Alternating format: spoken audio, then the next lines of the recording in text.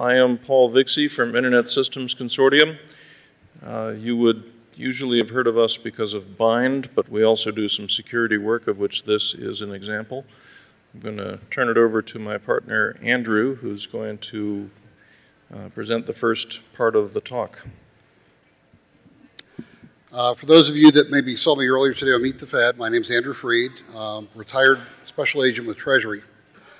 Closer, louder. Is this better? Okay, I don't want to get too overpowering, but so what we actually have here is an FBI NASA operation that required some outside assistance. Those of you that are familiar with, anybody here not heard of the Rove Digital DNS changer? Anybody here who has heard of it? Okay, good.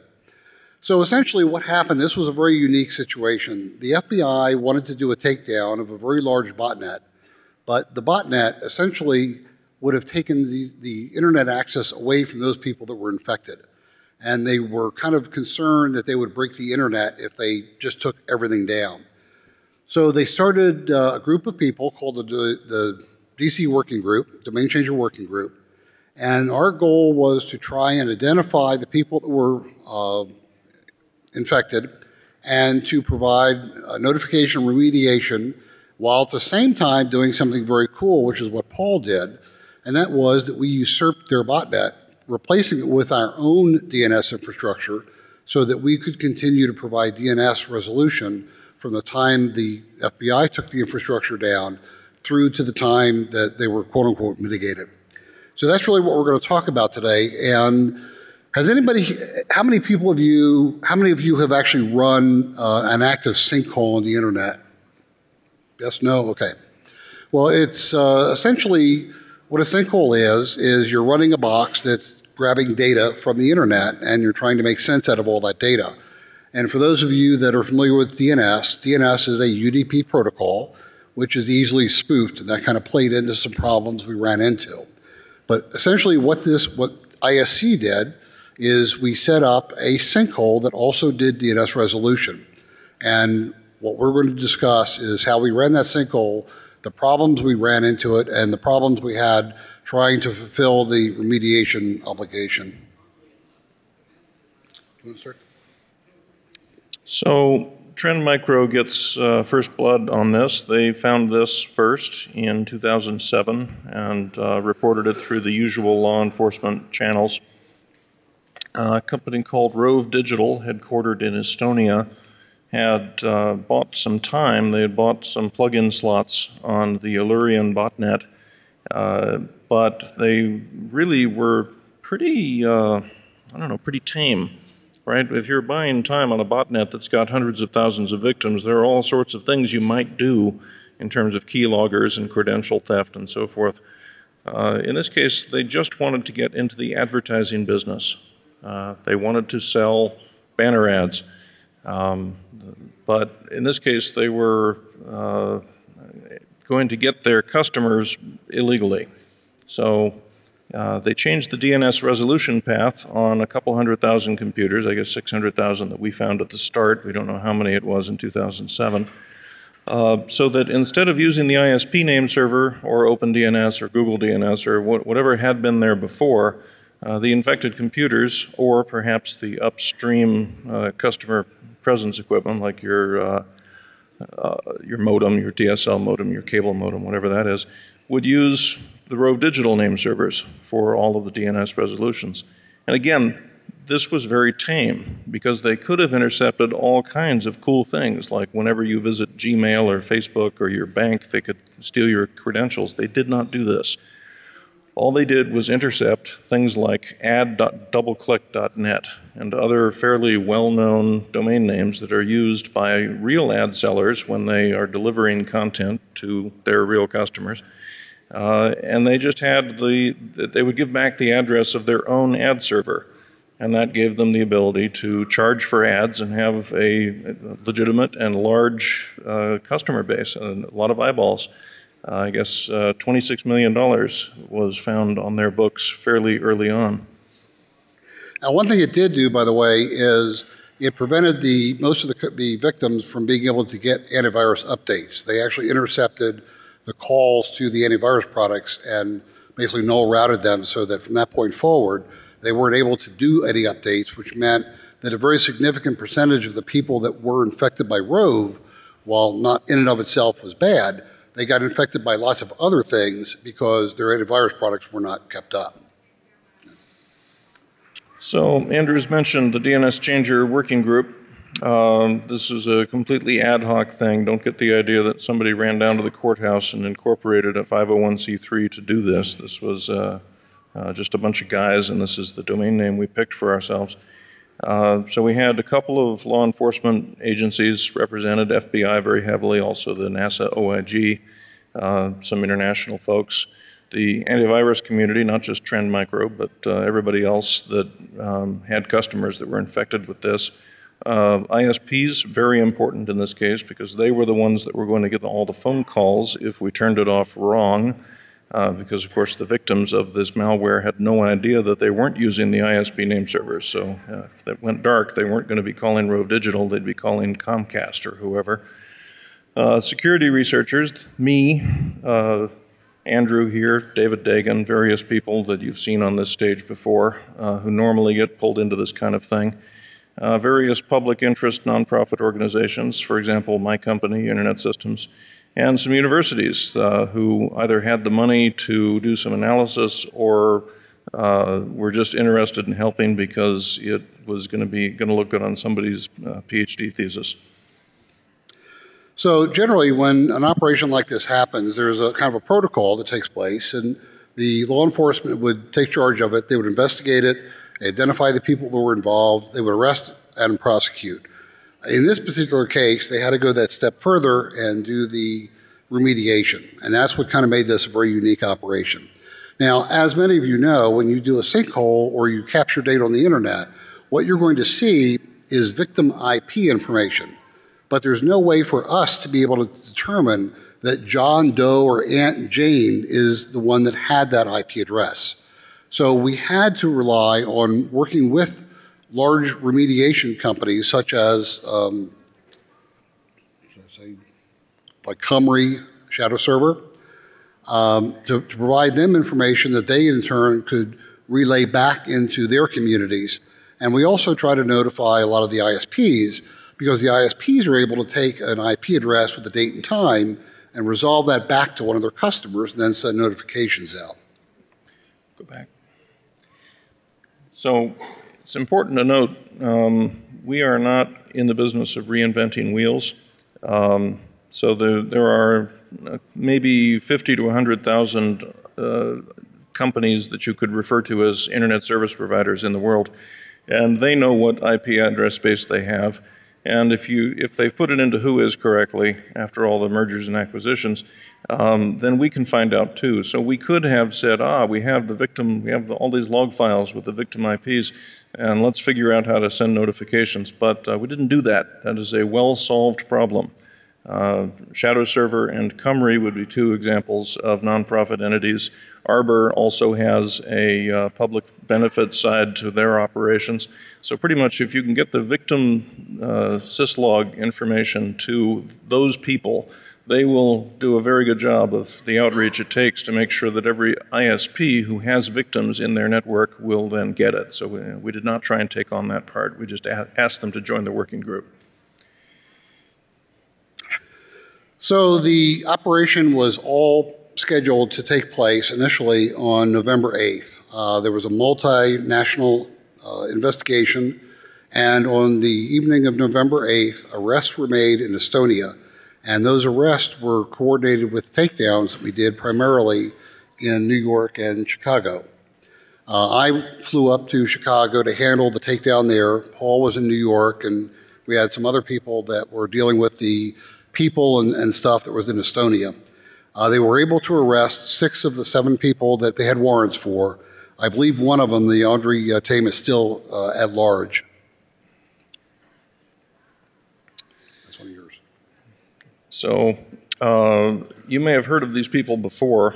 Est Domains was part of another criminal empire, and there was a widely publicized Brian Krebs outing and takedown effort a couple of years ago. This est domains, the EST here refers to Estonia, and was at the time before the takedown, before the arrests, before Brian Krebs outed them, they were one of the top 10 most profitable companies in Estonia. And nobody knew, not nobody, nobody in the business community knew that they were actually a criminal empire in disguise. And here's the example. I can't translate the Estonian, but if you look at number 1 on the list, you'll see that they were taken quite seriously in the Estonian business community.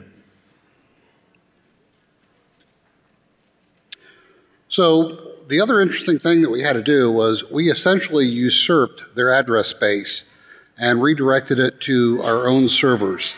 And that's how we were able to put our own DNS servers in the space that they were currently entering. Usurped is such a strong word. So wearing one of my other hats, I am a member of the Board of Trustees for ARIN, who is the address allocator for the United States, Canada, and most of the Caribbean islands. And I can tell you that we care very much, we, ARIN, care very much that address space not be pirated. If you're aware of cases where that's happening, send us email. If you don't know anybody else at ARIN, send me email. We will look into it. So we didn't really usurp it. In fact, what we did is we got a court order that seized the equipment, including the router on which these IP addresses were configured, and sort of that court order designated Internet Systems Consortium, which is my day job, as the custodian, as the keeper, essentially. So it's not unlike if they had had children living with them when they got arrested. Those children would have been put into foster care. So their router came to ISC for foster care. And according to ARIN rules, if you are transferring assets that use IP addresses, then it's okay for the IP addresses to be transferred with the business and with the equipment that uses those. That's how mergers and acquisitions work, for example. So yes, we did seize the equipment that used the IP address space, but we did not seize the space itself. The space came more or less along for the ride. This was actually some pictures that we received from the operation in Estonia. This was one of the, I don't know if you can see it clearly, but it was actually one of the police vans that pulled up to start doing the seizure and processing in Estonia itself. These are some of the agents removing some of the equipment from Estonia. And once again, all 3 of these locations were hit with search warrants at exactly the same time. So I was the hands on the keyboard in New York City where most of the action went, and it took place. And yes, I arrived the day before, did some installation, got the new servers working. We all went out to dinner. And the deal was we had to wait for the arrests to occur in Estonia before we could go intrusive on their router and actually reconfigure anything, because otherwise it was possible that they, sitting there in Estonia, might see on the monitoring system that all of a sudden their equipment was out of their hands. So there was a 9-hour time difference, and it really did take until 3 o'clock in the morning Eastern time, I guess a 5-hour, 6-hour time difference there. It's 9 hours Pacific. So at 3 a.m. we finally got the thumbs up. Okay, we've arrested the bad guys. You may take their equipment. At which time I broke into the router, and I want it known it had been at that time 17 years since the last time I had typed commands at a router. So it took a couple of hours to move the first block of address space, and then it took a couple more hours to move the rest. So we started with the New York space, and during all that time, Andrew was cooling his heels in Chicago because he couldn't unplug any of that stuff while it was still serving victims. So after we got done in New York, we moved Chicago, and once we got Chicago moved, I gave Andrew the all-K, the all-clear, at which point I was due back in Washington, D.C., so I ran for the train, and FBI had the unenviable task of actually loading all that equipment into a truck, except the router and my servers, but everything else went. So this is what it looked like in Chicago that night. It was kind of a misty, rainy, drizzly night, which is typical Chicago weather. And when we got into the co-location facility, which was a massive building, this is what the systems actually look like. These were some of Rove Digital's systems that we actually ended up seizing. So this is what bad systems look like. They look just like good systems in a large building. Hard to tell. So all of these wires were kind of in our way, and having been an IRS person that was very fluent in doing seizures, we decided to get most of these things out of our way. I came well prepared, but we didn't get a chance to use any of those things. But that's what a mitigated rack looks like. So when we left Chicago, they had a nice clean rack. There were none of these wires in our way, and the FBI had a bunch of people there that packed the stuff up and carted it off. I think my total time on site was about 28 straight hours. I want to note for the record that to maintain the chain of custody, the agents who did the seizures in Chicago had to drive a truck to New York City in order that they could swear that this really was the same equipment that they seized. They couldn't use a shipping company or an airplane or anything like that. So the name servers we put in were completely brain dead simple. There was no wizardry at all. It was FreeBSD. It was a couple of 1U Intel boxes, multi-core, this and that, running bind. And we did put in a little bit of software that isn't in most name servers. It's called nMessage Tool, which is part of the security information exchange work that we've been doing at ISC in recent years.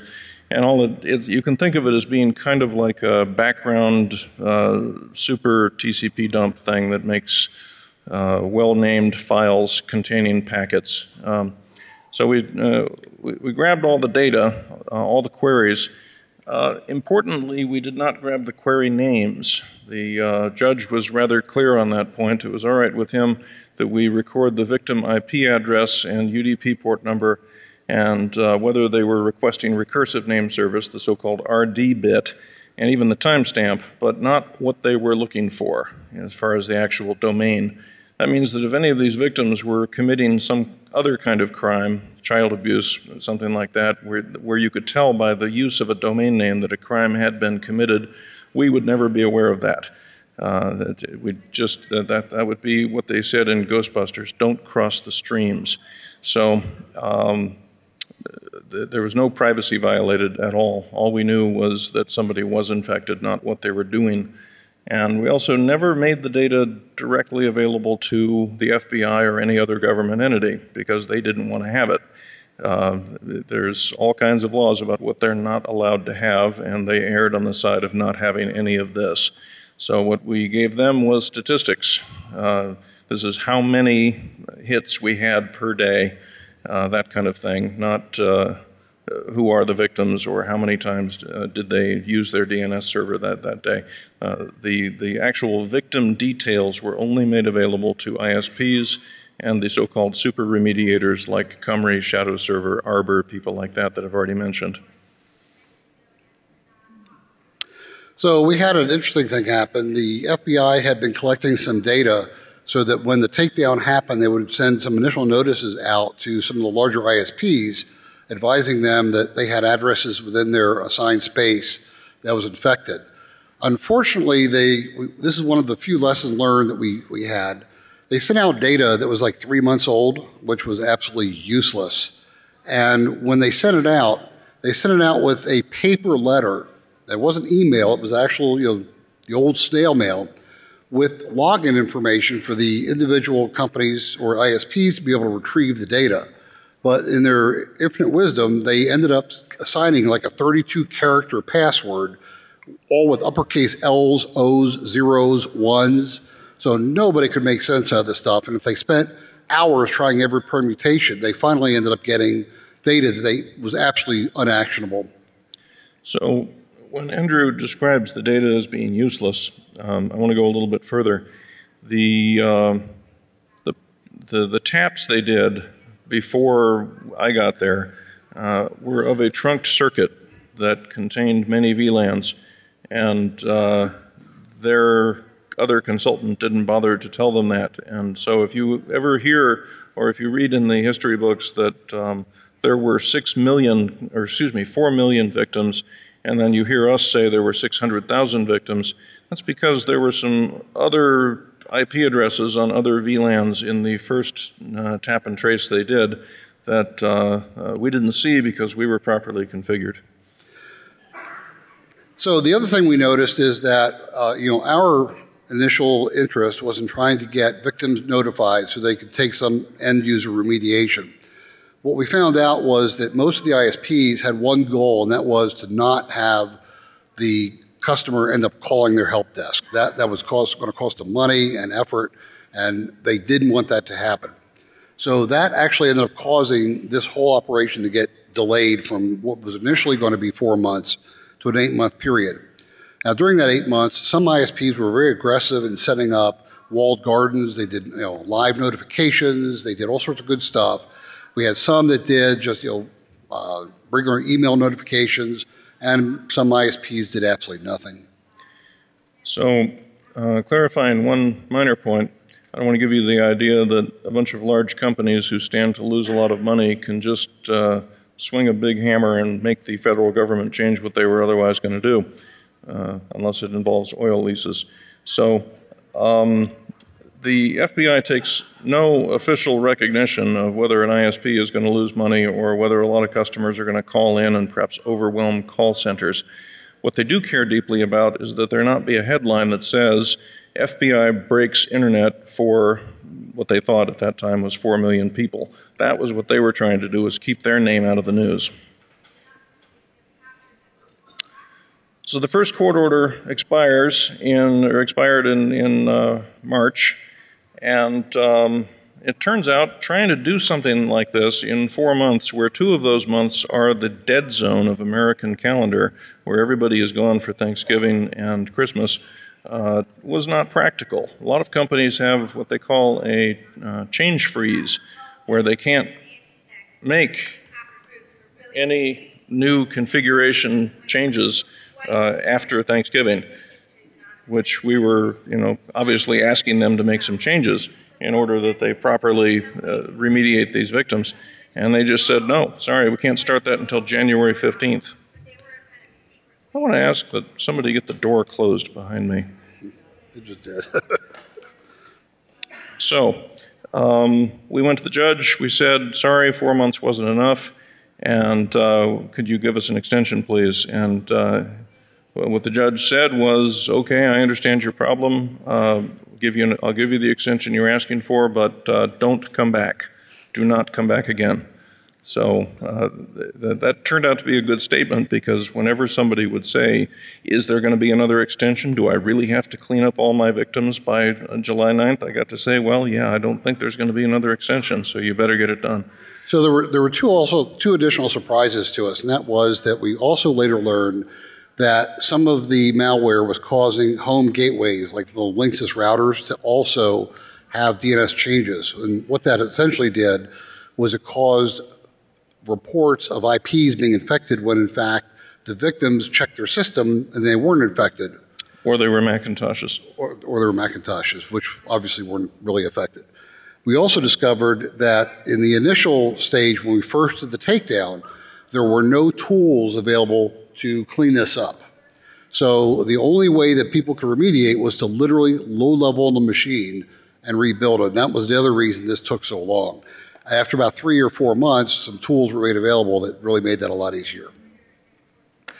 So with the stats, we had some problems, and this is one of the other lessons learned. Anytime you're pulling data off of the internet, you end up with an IP address, but that IP address could be a single host. It could be a firewall with 10,000 hosts behind it, or it could be one of 20 different IP addresses that one single machine gets in a single day because they keep moving and getting dynamically assigned IP addresses. So trying to deal with the numbers was a little challenging when people would ask us how many systems were infected. All we could say was, this is how many different IP addresses we saw hitting us each day. I need to fix the wall here. So the other problem that creeps in when you are trying to estimate a population size is that our sinkhole was UDP-based, was not TCP-based. With TCP, there has to be a three-way handshake where both sides have to really be able to be confident in the other end's IP address before communication can take place. With UDP, that does not happen. There's no state, there's no handshake, there's no nothing. You have one packet that goes out, you have one packet that comes back, and it's very fast for that reason, much less time spent waiting for packets to go back and forth, but you also have much less, actually, you have no confidence at all in what is the other guy's IP address. If you're a server and you're receiving what looks like a query, you just answer it. You have no idea that that address was forged at the remote end, or maybe even refers to a part of the network that isn't even live. So on June 16th, the statistics that we were gathering got particularly bad. All of a sudden it looked as though something like 2 million different victims were all checking in, and actually no, it was just one DDoS using randomized source IP addresses. So I get to mention here that there's a DNS firewall capability in Bind now. It's called RPZ, Response Policy Zone. So if you'd like to be able to do in your DNS recursive server the type of firewalling you've been doing at the IP layer or maybe at the email layer, you now can. And we used that feature in these name servers in order to answer differently depending on what the query was. So the real DNS-OK sites that Andrew will describe in a moment, the real ones had some IP address that was in the normal DNS and it was in the normal web and it's just where you would go unless you were one of my customers, one of these victims. Come to my server, there would be a firewall rule that said, you're asking about this name, I'm going to lie to you now. I'm going to give you the name, the IP address I want you as a victim to have that is different from the truth. So in the earlier days, we did a configure eye chart. We were able to set up very simple websites that people could click on and get a visual indicator whether or not they were infected or not. So we wanted to try and replicate some of this, same simplicity for the average population. And we decided to do this using the Bind RPZ feature. Essentially, we had a number of systems throughout the world that were set up, and if you went to that website, normally you would see a page that looks something like this. This is the page called dnsok.us. And in DNS, it would come up to a specific IP and you would see this screen. If, however, you were infected and you went to the Rove Digital address space, we would retrieve a separate, this different IP address, and you would end up with this page, which would say you're infected. Now, this is just some really easy DNS wizardry. We did nothing on the systems. There was no JavaScript, no JPEGs that were, dynamic. It was just really simple, straight HTML. Yet, we still had somebody reach out to us and say that they weren't infected until they went to our website and that we infected them. So, you never... Before we get off of this point, I want to say this is an extremely low-grade, unreliable method, and I was embarrassed that we were doing it, but it was all we had. So if you can, I don't know if you can read this from the back of the screen. What it says is your computer is using the DNS changer name servers and is therefore probably infected, which is to say, if you have a Macintosh and you could not possibly have been infected, you might still be behind some home gateway that got reprogrammed when the Allurion virus was passing through that house. And so we're not guaranteeing that you're infected just because you're seeing this page. You're probably infected. The same works the other way. We have to say you're probably not infected on the green page. It appears to be looking up IP addresses correctly.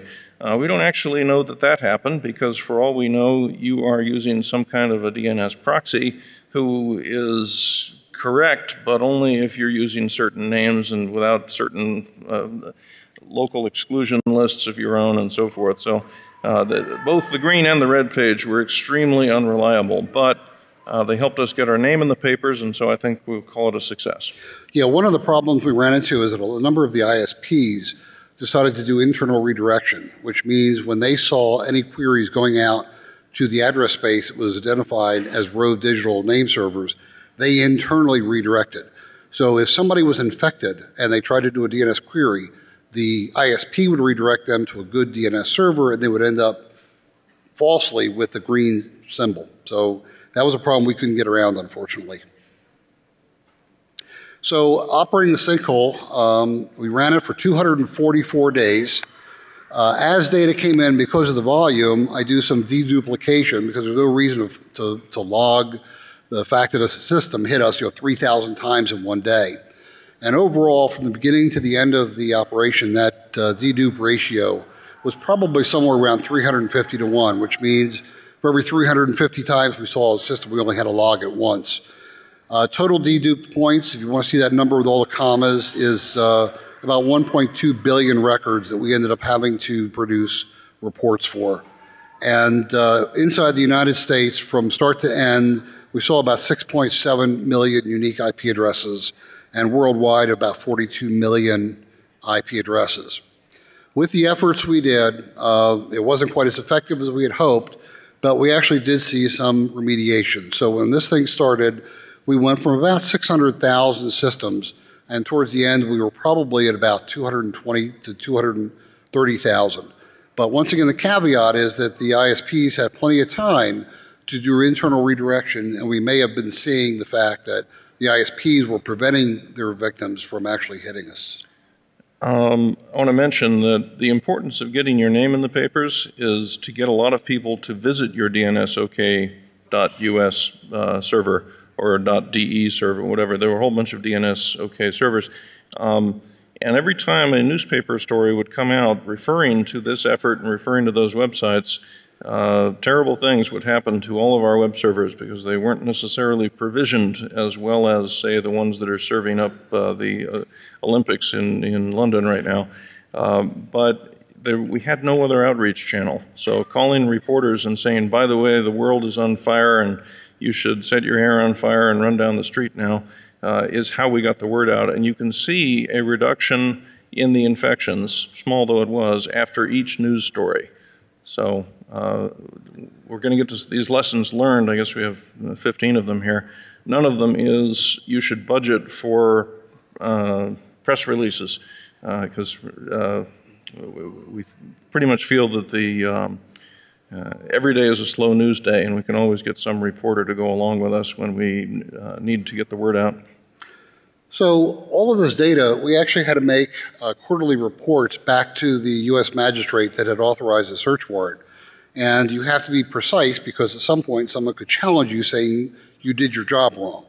Well, we constantly had to come up with a disclaimer that we had certain statistics, however, that may or may not be accurate because external things could prevent us from having the correct numbers. And the example of that was the eye chart we just mentioned. If somebody went to it and their internal redirection was putting them to the right address, but they were infected, we wouldn't have the correct number. So by giving advance notice to the ISPs and having them do internal redirection before some of the initial stats hit, it kind of borked the eye chart and also some initial stats. As I mentioned with the FBI, if you're going to send out lots of notices, don't send it out with broken links, long passwords that you can't decipher, and then nobody's going to be able to read.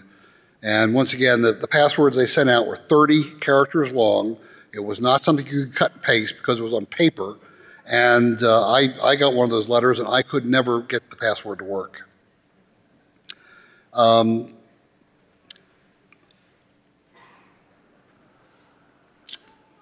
You want to talk about one of the biggest concerns we had from the very beginning is, our operation had a finite period of time, but we knew that there were going to be hundreds of thousands of systems that are going to remain infected.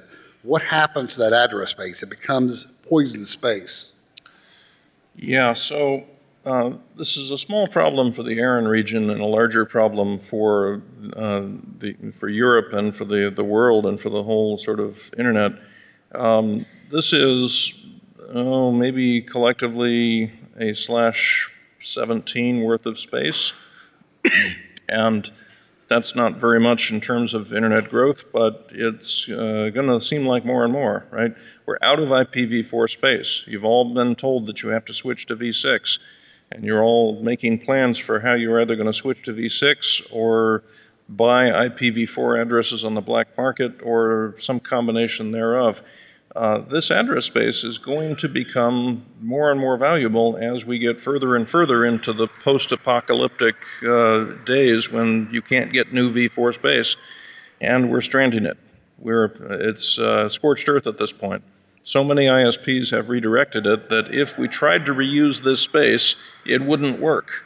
Nobody could actually start a business using this space other than bad guys who will almost certainly set up pirate radio stations on this frequency and attempt to lure some DNS traffic toward themselves. We need a better plan as human society for how we are going to deal with this type of scorched earth. So the other problem we ran into is that once we started creating the data, we had a lot of people hitting us up for requests. You know, how many systems or IPs have you seen from this ASN, or how many have you seen from this net block, or how many have you seen from our country code? And that actually became probably a 10 to 15 hour a week job for me for the duration of this. So if you're going to get these operations going and it's going to be of public interest, you need a plan for having somebody paid to dedicate quite a bit of time to dealing with the ingestion of the data, processing reports, and getting them disseminated correctly. Yeah, so all of this communication work that I've described, where you're trying to get reporters to help you, or you're just trying to put out reasonable web content, and we had a project webpage, DCWG.org, it requires somebody to have as their day job keeping it up to date, making it accurate, doing something with it every day. We made a mistake, we made any number of mistakes in this project, but one of our mistakes was to not fund that, not to say, by the way, FBI, in addition to running these name servers, we really think that you need to have an outreach function, and you need to contract for that separately. That's probably the most important thing I can think of, because what we had was 15 or so of the brightest volunteers that I've ever worked with, but they're busy. They've got day jobs. This isn't it. You know, it's not their job to keep the website up to date. And so fairly often the website didn't say what it needed to say, and we got to fix that. So in addition to just general reporting, we also had to do some analytics, and that took additional time. Running stats for trending and things like that was additional time spent that somebody basically had to volunteer their time, which I think was me. That was Andrew. We learned that it takes like 100 to 1,000 times more time to fix a problem than it takes to create it. And a perfect example, those of you that know Conficker, we still track like well over 1 million addresses per day that are still infected with Conficker. That's been what, like 4 years now? Yep. Still running. So we mentioned this before. If you're doing something with UDP, whether it's running a normal DNS server or running one of these, Sinkhole, you have to cope with spoofed source forgery. A lot of your queries are going to be coming from places that don't exist, or coming from places who did not actually send the query that you received. And you have to be able to somehow discount those. Not answer them would be one thing, and we did some of that, but also not included in your statistics. We had any number of people call us and say, where did these 2 million different new victims come from on the 16th of June? Well, they weren't there. They were phantoms. Well, that was because it was automated reporting, which we also found was a problem. We noticed the problem with the UDP attack that we saw probably mid-morning, but by that time, the data had already been ingested by other companies and automated reports went out to them. How are we doing for time? Well, on that point, okay. A number of ISPs were doing automated reporting to their customers, and when that 2 million, that blip of 2 million fake source IP addresses showed up, and we reported it, they also reported it. It was automated all the way down the chain, and they ended up sending remediation notifications to people who had never been infected, but their IP address had just randomly shown up in the DDoS. So I think automation was a mistake. We talked about the publication of news articles. We got crushed on 2 different occasions One day, the DC Working Group site was taken down by something like 70 or 80 million queries almost simultaneously. The DC DNS OK site got like 60 million within about a 4-hour period. This was running on like a VMware world. Bandwidth wasn't a problem. It was basically Apache that couldn't handle it. I do want to shout out to Cloudflare, who, upon receiving an urgent call from us, set up their web CDN for the DCWG web server at no charge and in about 5 minutes, and they saved our ass. So we talked about the other problem with running these public services is you're going to have to deal with stupid people that are going to say, you infected me. It's a problem because it takes time, and when you have all volunteers, that time can be pretty valuable. And yet, as I think about a paid call center with a script, I'm not totally sure we could solve the problem that way. So basically, if you're going to notify large numbers of people, the usual fraction of them is going to want to call somebody. You need to know who that's going to be. We also had problems with information that was published by the press that was materially wrong.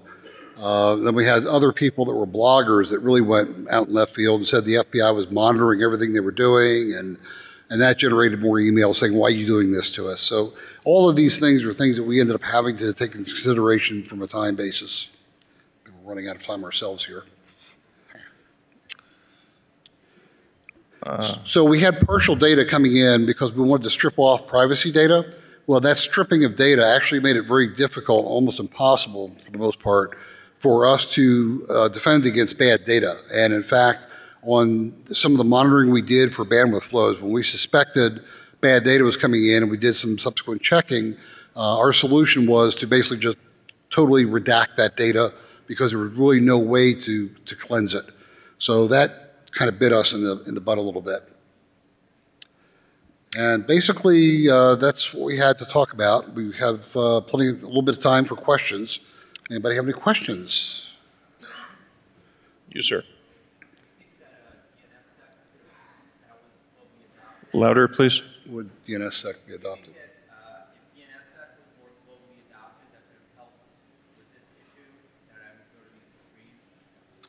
The question is, would DNSSEC have made a difference? And so I've been working on trying to get DNSSEC deployed and, I guess, defined and deployed for 16, 17 years now.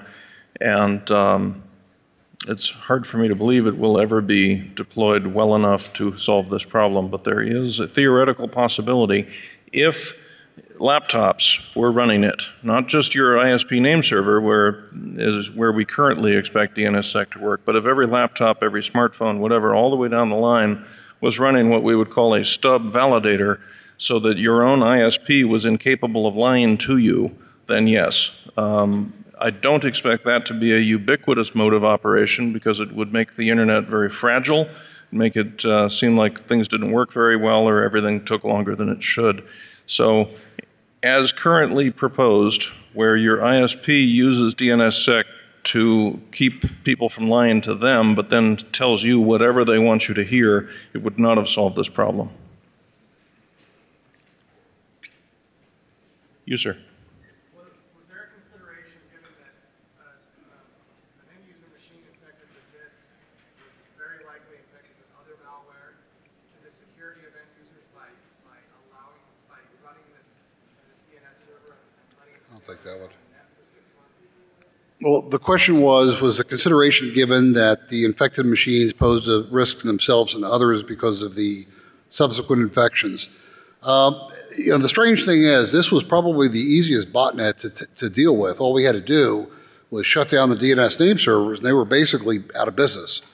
Unfortunately, that wasn't something we could do.